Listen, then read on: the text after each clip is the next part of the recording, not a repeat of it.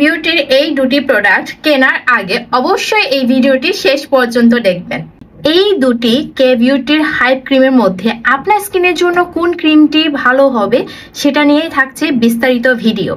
Doctor আঠিয়া 345 cream, এখানে centella niacinamide আছে এবং রেটিনল আছে, suitable for oily skin and sensitive skin.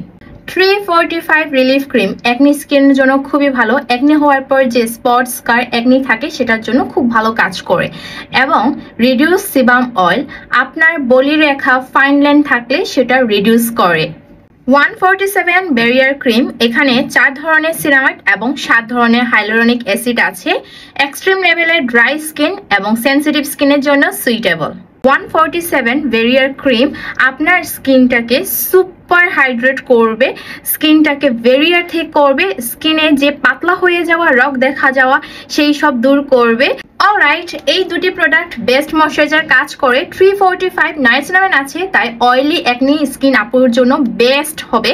And যাদের স্কিন এক্সট্রিম লেভেলের ড্রাই অ্যান্ড সেন্সিটিভ তারা এই হাইলোরনিক যুক্ত এই ময়শ্চারাইজার ক্রিমটি ইউজ করতে পারবেন, স্কিন ব্যারিয়ারও ঠিক হবে। সো আশা করি বুঝতে পেরেছেন এই দুটি ক্রিমের মধ্যে আপনার স্কিনের জন্য কোনটা বেশি সুইটেবল। আজ এই পর্যন্ত, টাটা।